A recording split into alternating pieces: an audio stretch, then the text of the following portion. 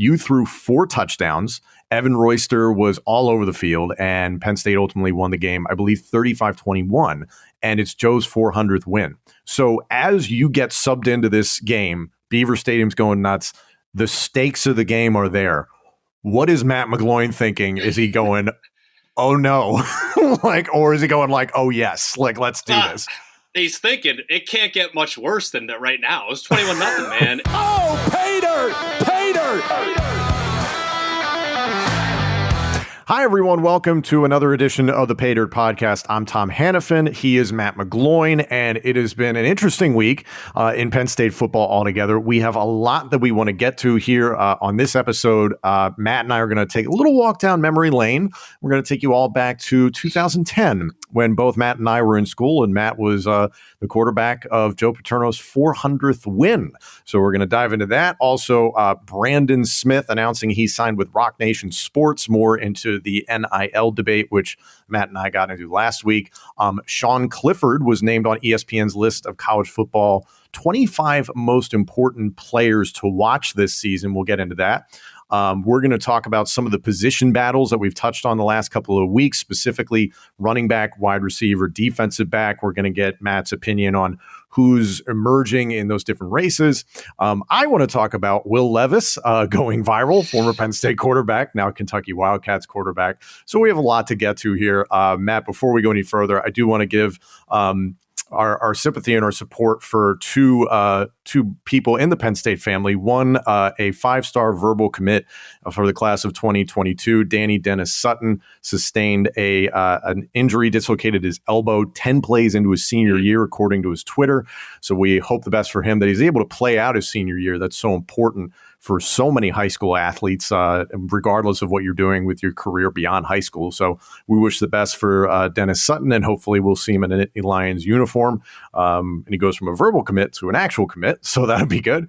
And also, Matt, I know you'll agree with this, some love to the way of Trace McSorley, your quarterback brethren from Penn State, sustained a back injury this week and is expected to miss the rest of the Ravens preseason. So I love the way the Ravens put together their quarterback room, dude, because it's built around Lamar Jackson. And then I believe they have Tyler Huntley, the Utah guy, as the backup, and then Trace McSorley. They're all the same type of athlete, and Trace looked pretty good last season.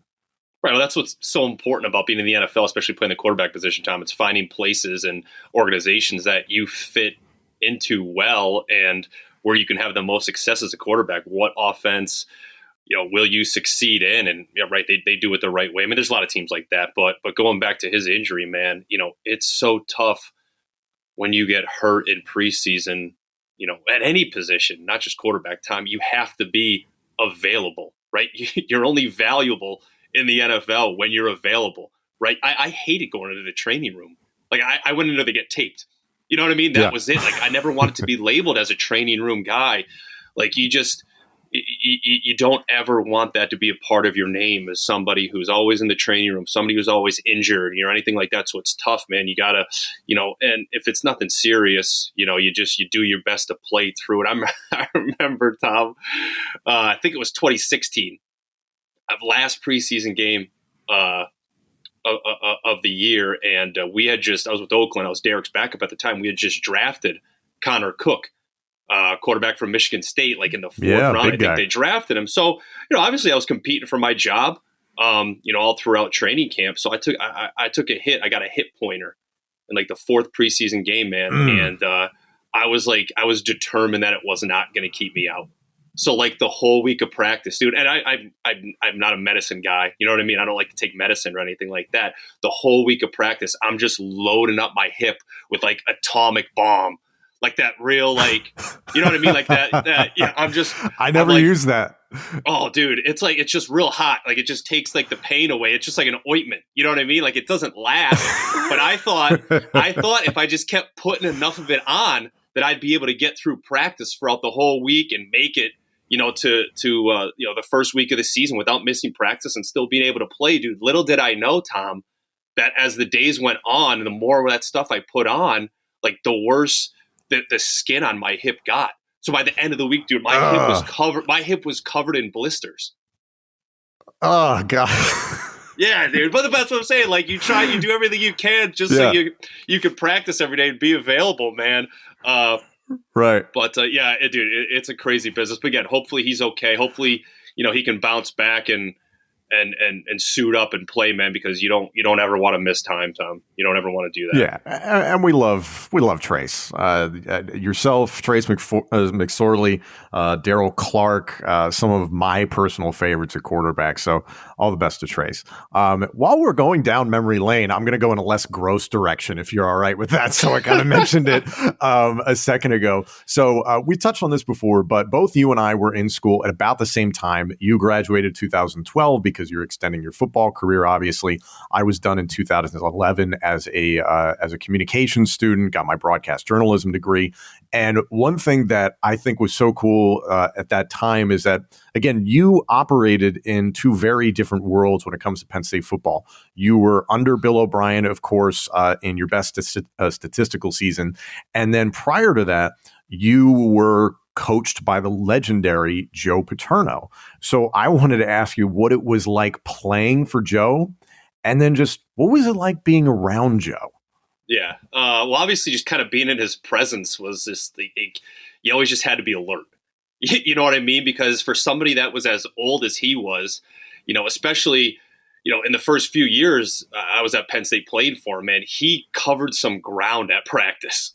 Like, he'd be on the defensive field, and then all of a sudden, there he is on the offensive side of the ball, man. You know what I mean? He moved so well for a guy that was, 80 years old or whatever he was at the time when I was at Penn State, Tom. And, I'll start with this about some memories I've had playing for Joe. Sitting here today and looking back on it, it's kind of sad in a way, just because when I got there in 2008, he was, that energetic guy, coaching up players as much as he can, moving really well, offensive field, defensive field, just getting around at practice. And then by 2011, he was kind of in the golf cart a lot.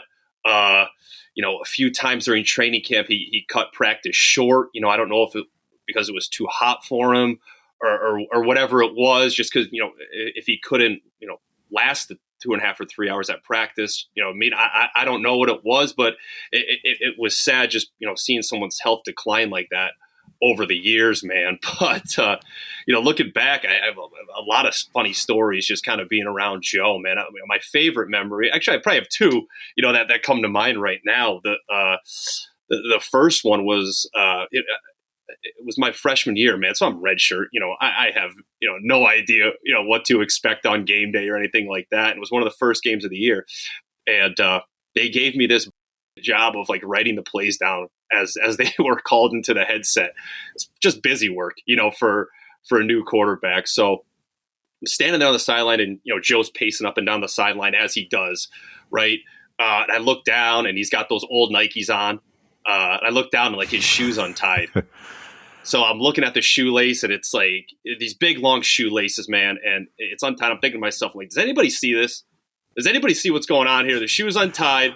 Right. You don't want him to hurt himself. Yeah. I'm praying he doesn't fall. I'm praying he doesn't step on the shoelace and falls on national television or anything like that. So finally I say to him, I'm like, hey, coach, I just want to let you know your shoe's untied. And Tom, this is probably the first time I ever talked to him. I don't even think he knew who I was at this point. So I'm like, coach, your shoe's untied. He's like, he looks down and he looks at me and he's like, I can't bend over to tie it. And like, I'm thinking to myself, I'm like, you gotta be kidding me here. So I go, coach, do you want me to tie your shoe? And he looks down, he's like, yeah. So middle of the game, Tom, national televised game, I'm there, I bend over, I'm on one knee, and I'm tying Joe's shoe on the sideline. I'm thinking to myself, like, this is going to be all over the news. This is going to be a big thing. And it wasn't, dude. But thank God, Twitter wasn't around back then, or else that video probably would have been all over the place, man. But it's just, dude, it was awesome to play for him, man. He was just, again, awesome to be around. And, how much, coaching he really did back then at that stage in his career, wasn't a ton, Tom, but what I got from him was more life lessons than anything, right? I mean, to this day, I'm never late for anything, right? Always show up early, Tom. Like, I'd rather wait for you than have you wait for me. You know what I mean? And, you knew, everybody on the team knew that if you didn't go to class and you weren't on track to graduate, you weren't going to play. Right. So, and everybody just, bought into that system, man. So look, it was fantastic to play for him for 4 years, and then to play for Bill for my fifth and final year, man. But, for you as a student, kind of talk me through, what you were going through in the stands, watching Joe on the sideline, being there, for your whole career and having him as the coach there. We're going to get back to Paydirt in just a second, but I want to deliver this important message because if you're into sports betting, Bet Online is where you should go to win money today. Whether it's live bets during games or futures for who you think will win the championship, Bet Online has all the latest odds, news, and information for all your online sports betting needs. Visit the website today or use your mobile device to join and receive your 50% welcome bonus on your first deposit. So, before the next big game, head on over to Bet Online and start playing today. Bet Online, your online sportsbook experts. So I don't know if you heard, but apparently former NBA player Lamar Odom may be returning to professional basketball in Spain soon. I was reading a press release about how he started taking a pH balancing alkaline supplement called Balance 7, and that's what has helped him bounce back from his hospitalization in 2015. He even said, quote, "I have an enormous amount of energy, which is good for me. It's important when working out. I always need energy to level up." Couldn't agree more with Lamar, and after watching him fight Aaron Carter in July's celebrity boxing match, I think it's safe to say that Balance 7 is working for him. Cool thing is we've got a promotion running with Balance 7 right now where if you go to their website, balance7.com, and use the code BELIEVE at checkout, you'll receive a free 4-ounce bottle of My Smooth Skin with any purchase of Balance 7 products. That product retails at $13.99, so I'd say it's worth it. Again, head to balance7.com and use the code BELIEVE, B-L-E-A-V, at checkout to get it on the promotion. Again, head to balance7.com and use the code BELIEVE, B-L-E-A-V, at checkout to get in on the promotion. I know I will. If it worked for him, it can work for you too. Yeah, we all saw, as anybody at that age, the deterioration, and, Joe was beloved. So you just wanted the best for him. And I'm blanking on the year when, do you remember when he had like a player run into him during a game and it kind of hyperextended his knee? I forget what game it was. I can see him in my mind's eye. And I remember the player just being like, "Oh my God, I injured Joe Paterno." And I think it like broke part of his leg, like to a degree that Joe had to be in the box for a number of games, would had to have driven him crazy. Do you remember that? I think that was a few years before I got there, I think. Yeah, and I think it was against Wisconsin, if I remember correctly. I think it was Wisconsin. I'm blanking on the player, and I'm sure that person would prefer we not bring up their name, and I'm sure it'll come to me. But that was kind of something that we knew, like, okay, that would slow down anybody at that age. And Joe just had this tireless energy, be charging up the sidelines. I always appreciated about him that he never wore a headset because that's become so common just for the sake of communication. And I was like, no, like him, like, and the late Bobby Bowden as well. No headset. They didn't want to hear from everybody else. They're like, no, they're in their own world and they're planning things out. And they're the generals at play, so to speak. But the one thing that I really loved being in attendance for, granted, I've been to so many Penn State games over the years as a fan, when I was a student especially. I attended Joe's 400th win, which was in 2010 at home against Northwestern. And there's a funny juxtaposition here in that, I don't remember much of the day. I'll put it that way. Going to the game was so much fun. It was November. It was cold. You did not start that game. In fact, it was Rob Bolden. And the only way I remember that name, outside of Googling it, is that all the audio I have from when I worked for the student radio at Penn State from the 2009 season was a game I called at Kinnick against Iowa. And Rob Bolden was the quarterback. And if I didn't have that audio tape, dude, I wouldn't remember it. So it's like Rob had an unforgettable run, a forgettable run, excuse me. No disrespect to Rob, but that's the truth. So you sub in the Northwestern game. we didn't know a whole lot about you as fans. So you were probably booing me, Tom. You were probably booing no, me, Tom. No, I genuinely wasn't. And again, I'm not trying to be mean to Rob Bolden, but like Rob wasn't doing that great. So naturally, the backup quarterback is the savior. So we're all pretty excited to be like, okay, let's see what he can do. So for you, what was that like entering? Like, you knew the stakes of that game for Joe. Yeah, well, what helped, I think, was the week before I made my first start against Michigan. And that was a home game. It was a night game, whiteout, ESPN. So we won that game. I played pretty well. So I think running out into the field in the second quarter, I think the fans were behind me a little more than they were in the past. But I'm actually glad you brought up the 400th win, because that's kind of one of the other memories I have of Joe. And I have this awesome picture of Joe and I here, again, where I record this down in my basement. I have this awesome picture here on the wall. And it's during stretch, and I'm stretching, and Joe's got his hands on my shoulders, and he's talking to me, and he said, he's like, because I wasn't starting that game, so he goes to me, he goes, "Stay ready, kid, okay?" And like he just shook his head and smiled, but like it's funny because it's like he knew something special was going to happen that day. You know what I mean? And it's just like, it was awesome, man. Like, it's just like in so many words, like, he said so much, with saying just a few words, man. And I've always felt like he had my back, that he was always in my corner. And that was important to me, man, because, like, again, not many people at the time wanted me to play or wanted me to be the guy there at Penn State. But I always felt like he wanted me to be the starter there. And, I think it's because I think I reminded him of the type of player that he was when he played at Brown. Just an undersized guy who wanted a chance to play, never wanted to be counted out, man. So, yeah, man, it was awesome. Again, and he so believed the game in me. In particular. Yeah. So the game in particular, you sub in pretty early in the game. Penn State was down, if I remember correctly, 21-7 at half to Northwestern. Dan Persa was unstoppable, which great player. Is He's a great player. Yeah, but like a sentence that in retrospect you're like, Dan Persa, like he was great that day. And as was the Northwestern defense. You threw 4 touchdowns. Evan Royster was all over the field, and Penn State ultimately won the game, I believe 35-21, and it's Joe's 400th win. So as you get subbed into this game, Beaver Stadium's going nuts. The stakes of the game are there. What is Matt McGloin thinking? Is he going, oh no, or is he going like, oh yes, like let's do this? He's thinking it can't get much worse than that right now. It was 21-0, man, and like no pressure whatsoever. We just couldn't do anything offensively. We got a quick score before halftime. I think we scored, like, counting that drive, we scored 5 consecutive times on Northwestern. Northwestern's a fantastic team. They are year in and year out. They're so well coached, man. But like, you couldn't write it any better than that, man.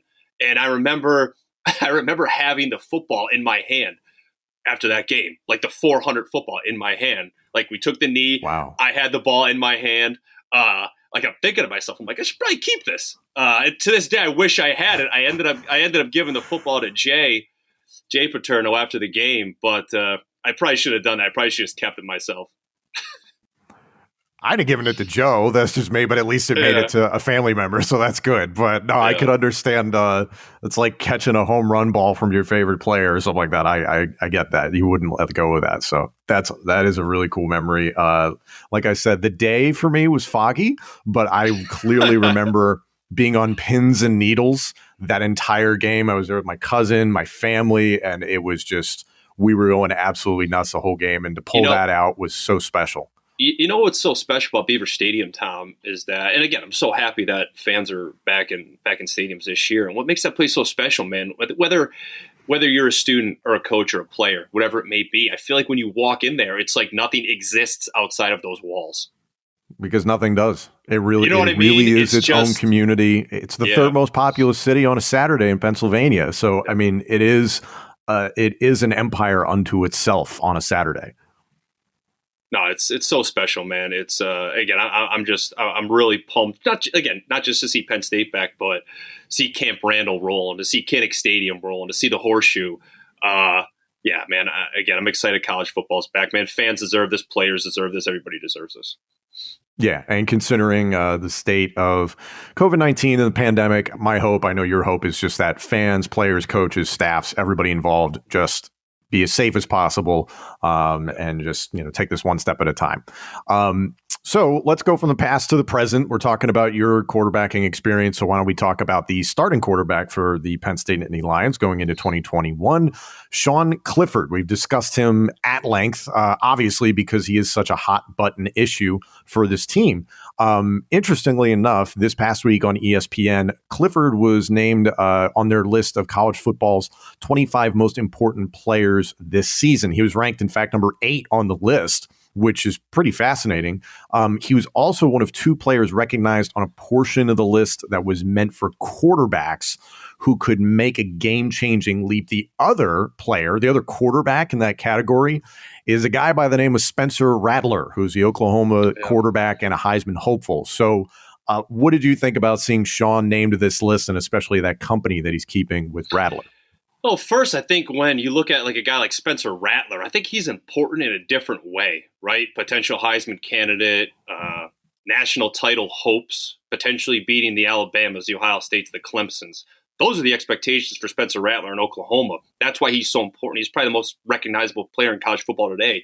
That's where he fits into that category on the list of important players. He's much bigger than Oklahoma football right now. I think Sean Clifford's important and on that list, Tom, because Penn State's wins and losses depend on the way he plays week in and week out.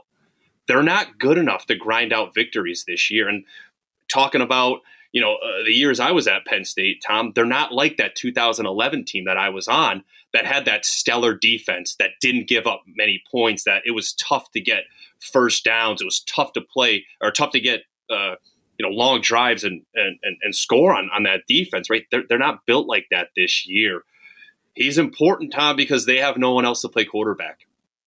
It's him. Anything less than 9 wins for this program this year is failing.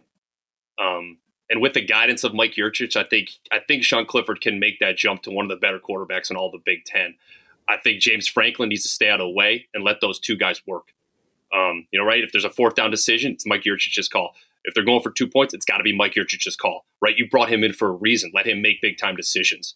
And lastly, I think, could Sean Clifford and has Sean Clifford made the adjustments necessary to take that next step, right? He should have, similar to what, I went through with Bill O'Brien in 2012. He's got to break himself down and build himself back up mentally and physically. No more dwelling on plays in the past. Turnovers are going to happen, but you got to limit them. You have to understand situational football, when it's time to take a shot, when it's time to check it down. Again, with Yurcich being there, I think everything's in place for him to play just as well, if not better, than he did in 2019. Yeah, Clifford, and that's a huge if he has a game-changing leap this season, maybe we wrap up 2021 saying Sean Clifford was the best quarterback in the Big Ten. I think Sean could have a good season. I think a guy like Graham Mertz out of Wisconsin is probably the front runner there, and inevitably Ohio State. I think C.J. Stroud is who they're liking as the starting quarterback, but that seems to still be kind of an open competition, something Ryan Day is not really publicizing exactly who he's going to put out there for good reason. But Tom, let me interrupt you here real quick. Talking about Sean Clifford, and look, I think he's the guy the whole entire year, regardless of how many games you win or lose. I'm just saying he could be the best quarterback in the Big Ten. Yeah, absolutely. But that was my question to you. I was about to ask is if they start struggling, like, do you put him on a short leash? Like how, do you know what I mean? Yeah, I understand what you're saying. And the guys backing him up are Taquan Robertson and Christian Villieu. You have a good commitment for 2022, or a recruit at least in Drew Allar. So there's some guys coming down the pipe. But to your point, I think you kind of got to ride him out. I don't know if Robertson is ready to be that guy. He would probably be the next guy up. And he's it seems like a wildly talented athlete. He just hasn't had the reps. And it's something we've come back to. The 2020 season was kind of a wash just in terms of getting guys out there to see what they could do. Robertson's not had that opportunity yet. So you do not necessarily feel really confident about that. Personally, I feel like you got to ride it out with Clifford until the guy's out of Penn State. But hopefully, and then all the motivation and everything coming out of camp thus far sounds like he's in a good position with Yurcich and company that hopefully this is a good season. So we'll just keep our fingers crossed, man.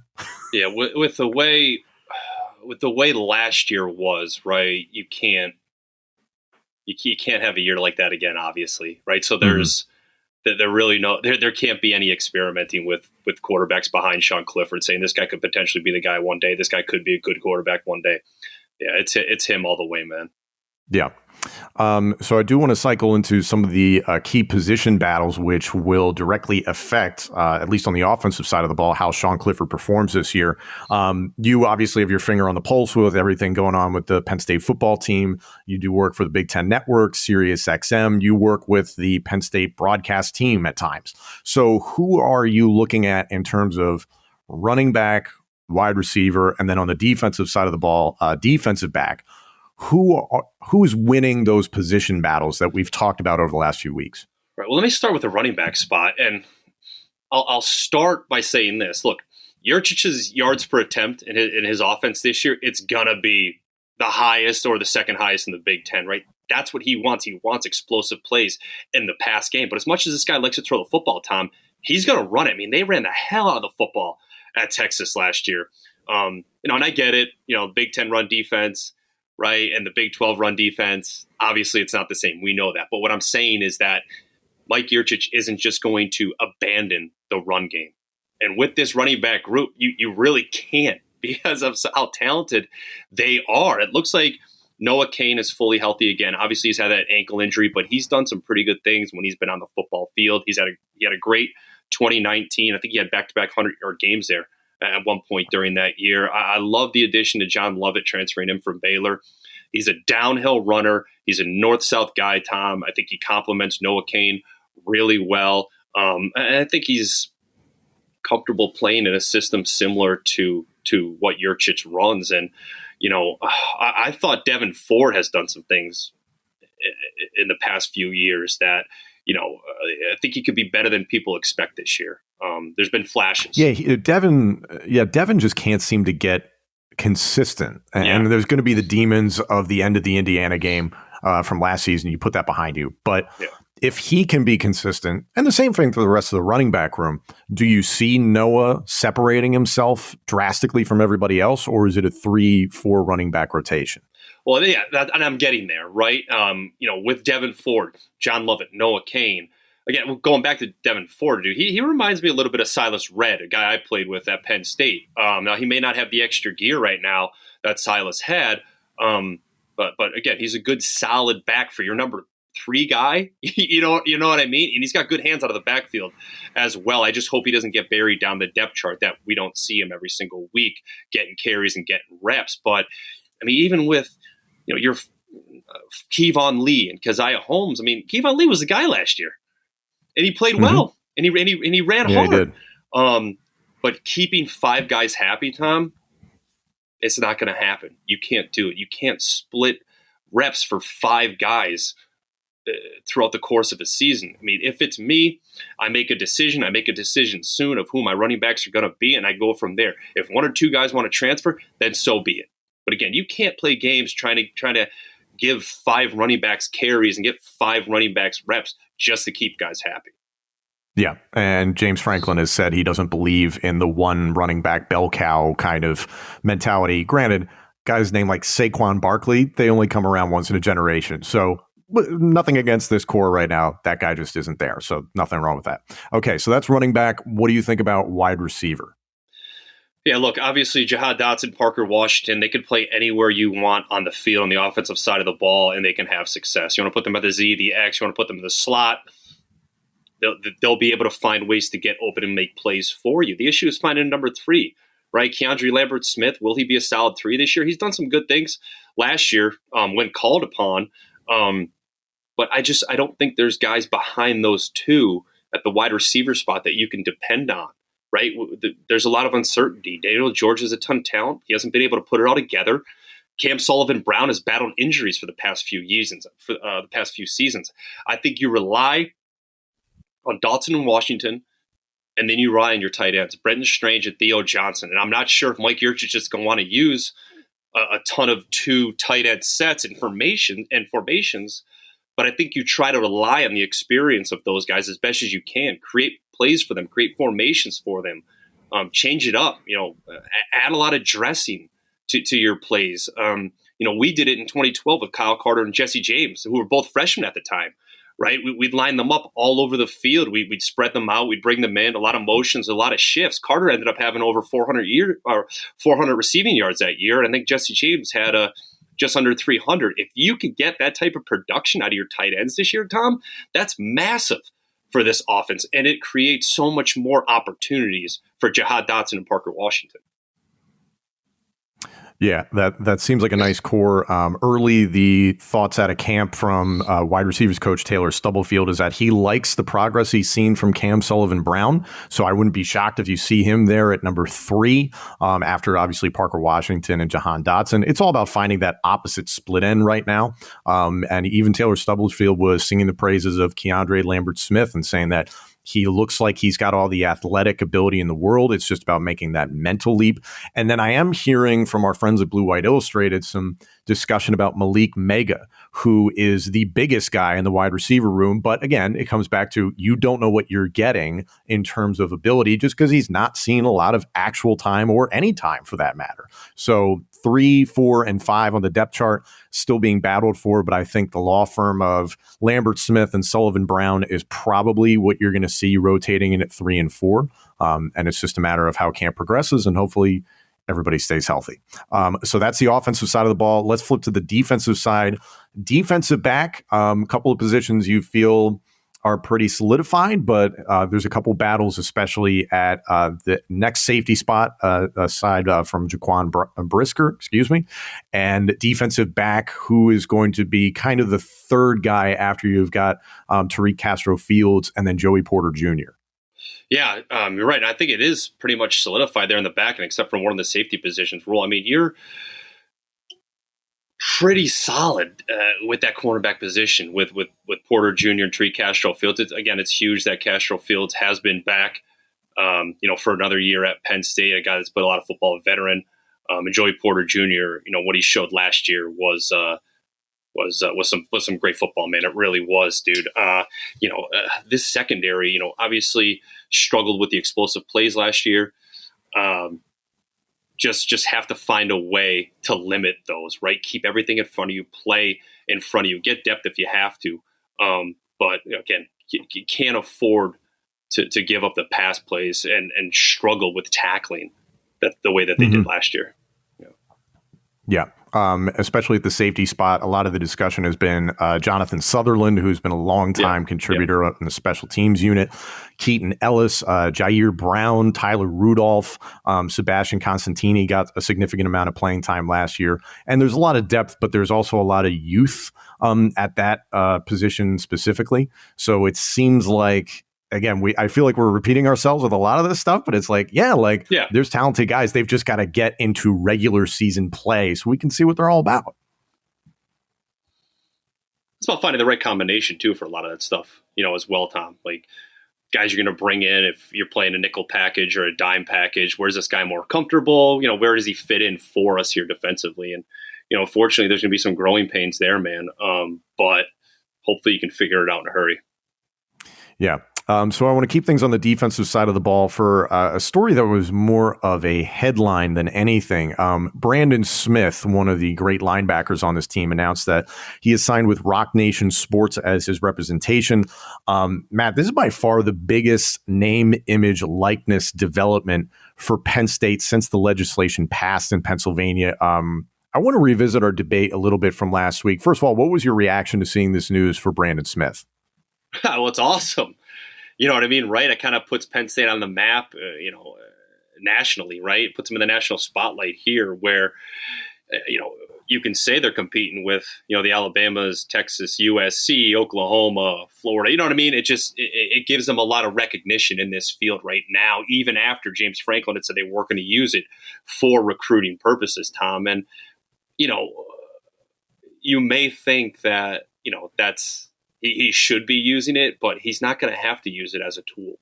right? He's smart enough to know that. He's making it look like he's not focused on it because it's doing it all by itself, right? He doesn't have to promote it. Money talks, Tom. Signing with companies that are recognized all over the country and all over the world, it speaks for itself. Recruits see this. Their families see it. I hate it, but recruiting now is becoming, hey, where can I get paid? Where can I sign with Roc Nation? Where can my brand become the biggest? I think the days of trying to play for a certain head coach or trying to play for a coordinator that fits your skill as a player, I think those days are gone, right? It's becoming so much of a business now. It's becoming this business that I think it's always been in the fans' eyes, but never in the players' eyes. Yeah, and there's been a lot of developments in terms of players speaking out, players getting their voices heard, or at least just trying to stand up for themselves. And we've seen that a variety of times. The Northwestern team a number of years ago tried to bring legislation forward. And frankly, I was surprised that this was Brandon Smith. And again, it's nothing against Brandon. He's a very talented outside linebacker. He's somebody that former Penn State linebacker Matt Millen and Big Ten Network voice Matt Millen has spoken very highly of, thinks Brandon Smith is going to make a jump this year and that he's the guy out of that linebacker core. Were you surprised that wasn't a story like we would see with Jahan Dotson or Jaquan Brisker? Yeah, I mean, you just don't know. Maybe they're looking for a certain guy. You got to remember he plays a linebacker position at Penn State. Penn State is considered linebacker U, right? I mean, so how much of that, gets brought into this process? I don't know. I mean, if he goes out there and balls out and has a fantastic year, then it's worth it, and then it's paid off for Roc Nation and Brandon Smith, man. But it's getting him a ton of recognition. Again, it's getting him known across the country. Again, recruits are seeing it, everybody's seeing it, man. I think now that something like this has happened at Penn State, it's going to have that snowball effect, right? We're going to see more and more guys signing with big time companies, big time agencies, big time sponsorships. So it's only a matter of time at Penn State for this to happen. Yeah. And listen, good for Brandon Smith. I personally am a huge fan of NIL, as we talked about last time. I've seen examples like Arizona State's quarterback, Jaden Daniels. He's signed sponsorship deals with a lot of local businesses where they're just making sure that he's got food. And that sounds ludicrous to say, Matt, but how many athletes have we seen in different sports, especially at the collegiate level, say, yeah, I went to bed hungry.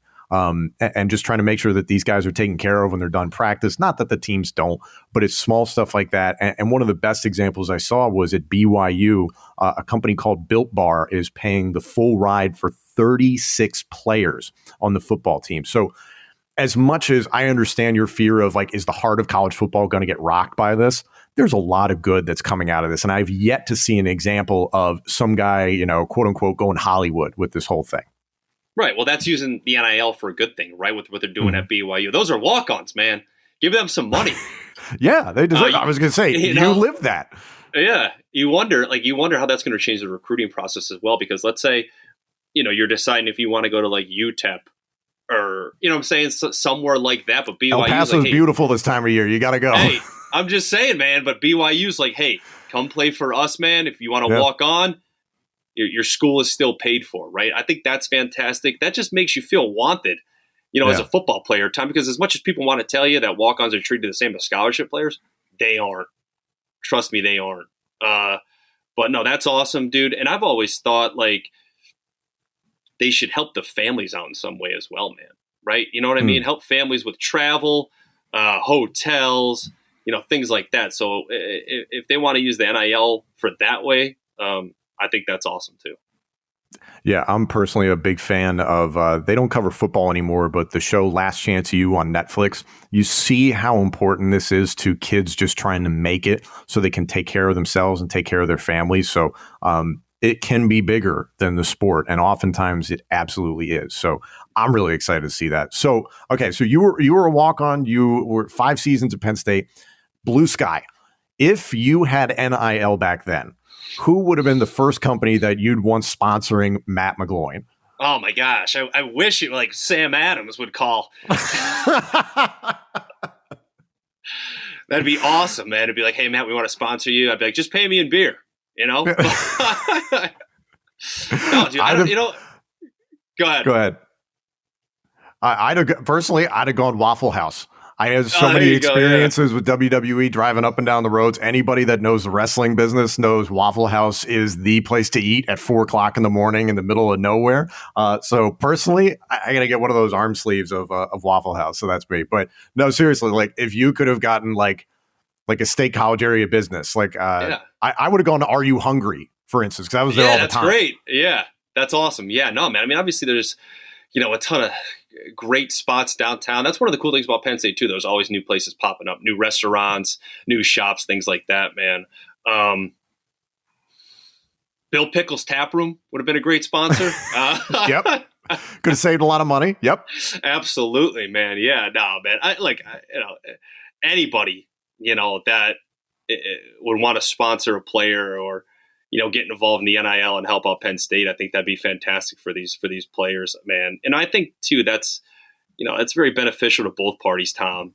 If you're using it that way, you're using it to help local businesses and kind of keeping it in the Penn State family. That's awesome, man. It's just kind of, supporting the players.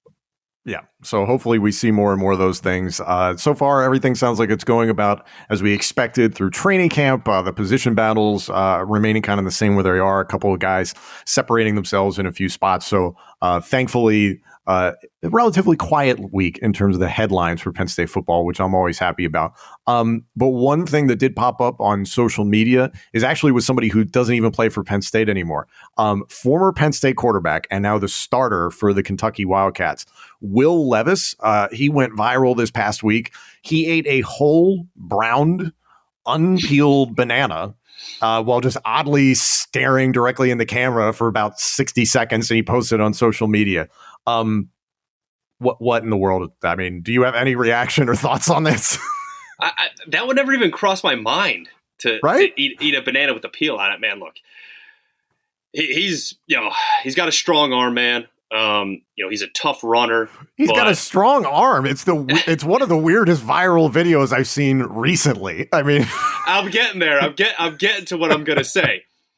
He's got a strong arm. He's a tough runner, man, but he's not. I don't think he's going to go viral for his play on the field this year.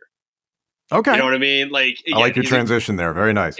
He's a good athlete, but I didn't see it out of him last year playing the quarterback position at Penn State. I just don't see him playing at a high level this year. He had every opportunity last year to be the guy at Penn State and just couldn't get it done. But hey, man, the way social media is now, man, good for him. Yeah, and seriously, he's got a starting gig in the SEC, so good for him. Kentucky usually has some great athletes, and they beat us. God, what was that bowl game? I went to it down in Orlando, Florida. Was it the Camping World Bowl? That was heartbreaking. So Kentucky's got some interesting history with the Nittany Lions. But yeah, best of luck to Will Levis, and do us all a favor. Don't ever post anything like that again, because I don't want to see it. It's disgusting. So yeah, a lot to look forward to. Can you believe 2 weeks until the season starts? We're recording this on August the 19th. This airs on the 23rd. 2 weeks. How excited are you? No, you got to think now's the time to start prepping for Wisconsin, right? Slowing down in terms of what you're doing in training camp, starting to focus now on week one, starting to take care of your body a little more than you did at the beginning of training camp, man. Got to dial in. You got to trim the fat, man. Again, figure out what you're good at. Start putting a game plan together. It's time to focus here right now, man. So I'm excited.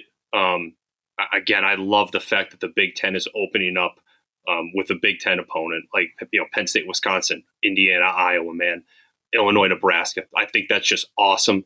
But man, yeah, it's exciting time right now. Yeah. It really, really is. You can feel it, man. You can feel it. We're almost there, and we here at Paydirt might have some big things cooking for once the regular season gets started. So more to come on that. I'm not going to let any cats out of the bag right now, but we're pretty excited about it. So Matt, thank you for joining me as always, and we hope to see and hear and whatever all you people listening next week on Paydirt. Thanks a lot.